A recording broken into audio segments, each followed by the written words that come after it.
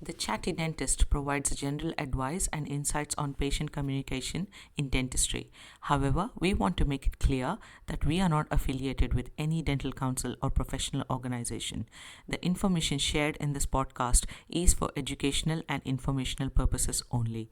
We want to emphasize that the content presented on the Chatty Dentist should not be considered as professional, specific, or personalized advice for individual cases. We do not make any guarantees or warranties regarding the accuracy, completeness, or applicability of the strategies discussed.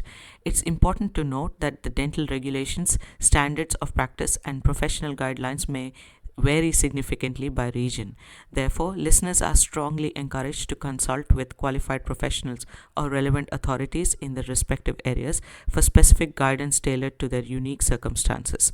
By listening to the Chatty Dentist, you acknowledge and agree that the podcast hosts, guests, and producers bear no responsibility or liability for any actions taken or decisions made based on the information provided in the podcast. We disclaim all liability for any direct, indirect, incidental, consequential, or punitive damages arising out of your use or reliance on the podcast content. If you want to get in touch with us, please email us at ask@thechattydentist.com.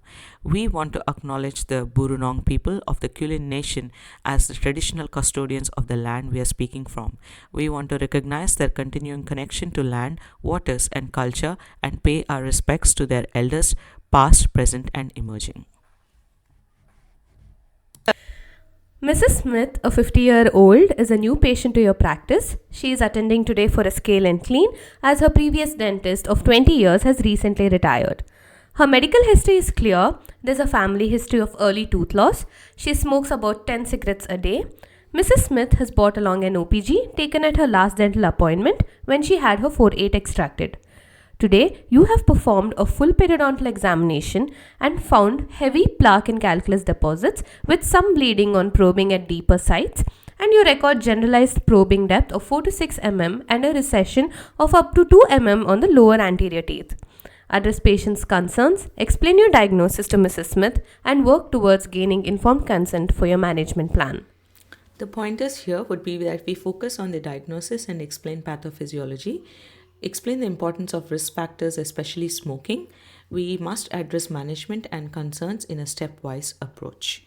Let's go into the role play now. Hello, Mrs. Smith. I hope you're feeling okay so far. Yes, thank you. That's good. I'll sit you up and we'll have a discussion about what we've seen so far. Is that okay? Yes, All okay. right. So let me explain to you what I've seen today. So I have gone over with my instrument, if you remember, when I was checking for some pockets. Pockets are basically gaps that get created between the teeth and the gums. So today I was recording almost up to 6 mm on a certain teeth, especially in your upper and lower back teeth region. So this has led to the diagnosis of periodontitis, which means it's advanced gum disease. Okay, that's serious. Yes, it is a little bit concerning because we must discuss about why this has happened and how we will now manage at this point. Okay. So you are sitting at a level where it is almost moderate to severe periodontitis, and which can also be classified as a grade 2 periodontitis. So we must really now dig deeper to find out what has led to this and also what are our next steps. Okay. All right.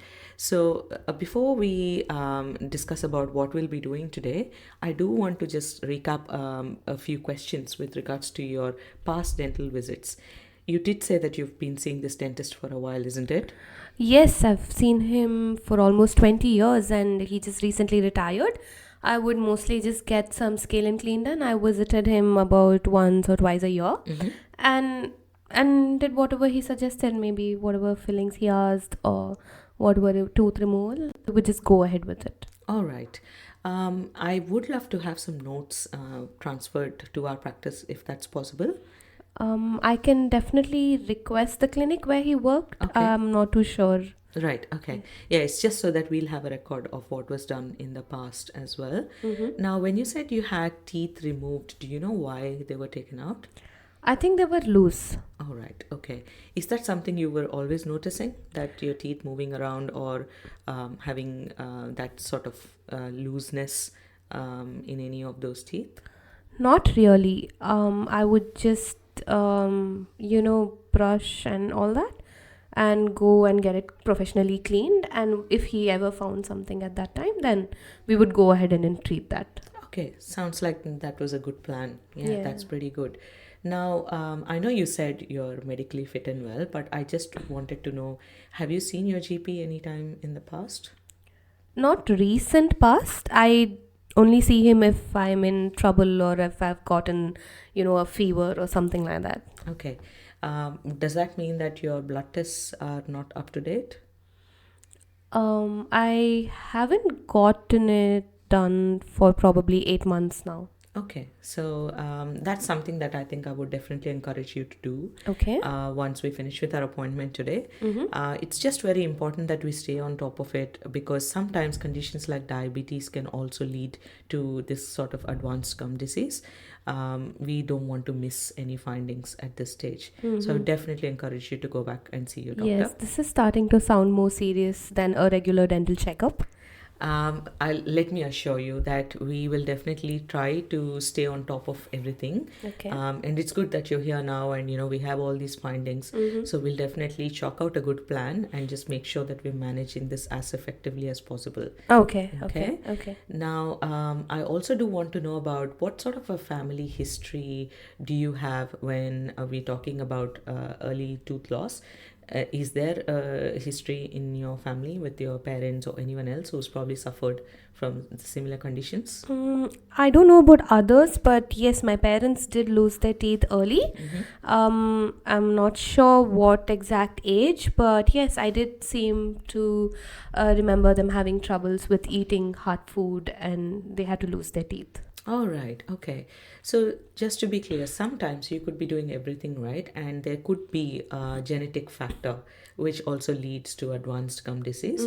So it's a good idea to always have a record of these things as well, because genetics do definitely play a role in our bodies and the way we develop and manage diseases. Okay, they're just a phone call away. I can always ask them for an exact history and let you know. Absolutely.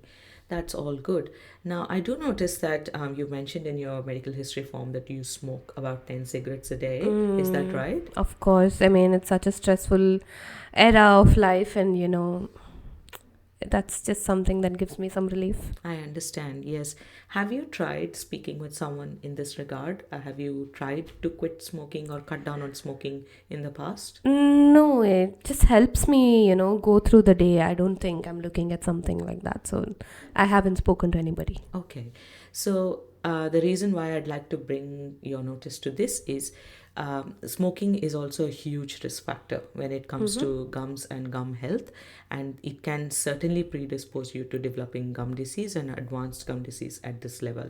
So it would be really good if you could consider cutting down on smoking and eventually quit if that's a possibility. And I'm here to help you. I can always give you resources. I can always refer you to the smoking quit line smoking number, where you can have a chat with them and discuss what options you have and how you can manage this better. Is that something you would want to have a think about? Yeah, okay, I'll think about it. No guarantees. Sure. But Yeah, I'll think yeah. about it. I understand, and as with anything else in life, it does take a few tries.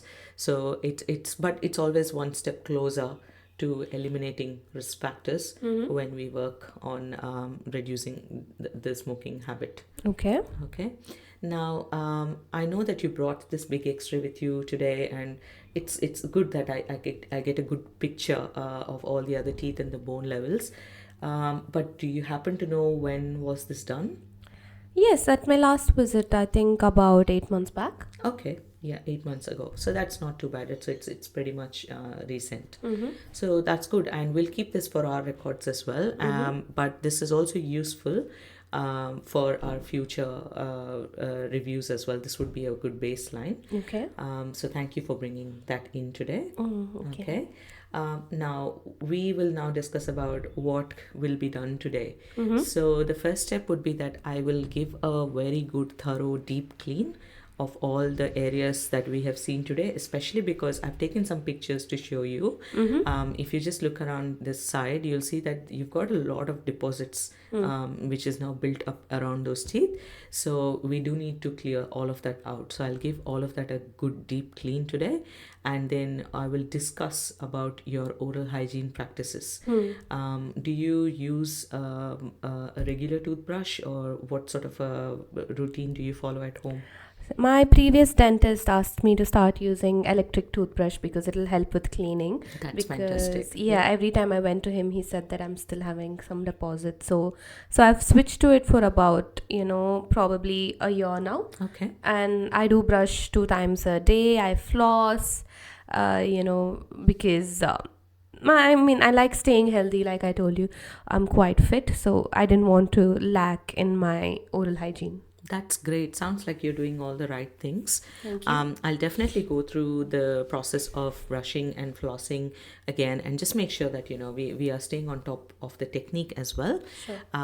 But after today's treatment, after I've given you a deep clean, I would also want you to see a specialist, a gum specialist. So I'll give you a referral for that as well today. Is it that serious? It's best that we get a second opinion and management from a specialist as well.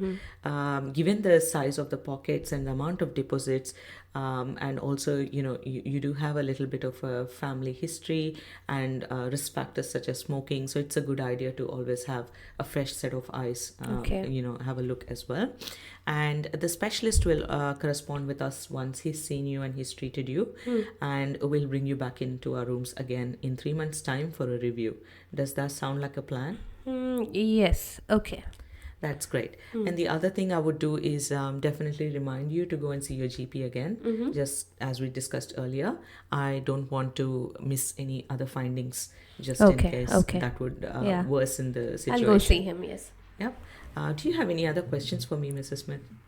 I just hope that, whatever I'm doing gets a more of a benefit than, Absolutely, yeah, and I completely understand your concerns, and sometimes I know that it can be a bit too much to take in as well, but I assure you that we are here to help you, and we will do our best to stabilize this condition for you. Okay. All right, Thank you. should we go ahead and start with the treatment? Sure. All right.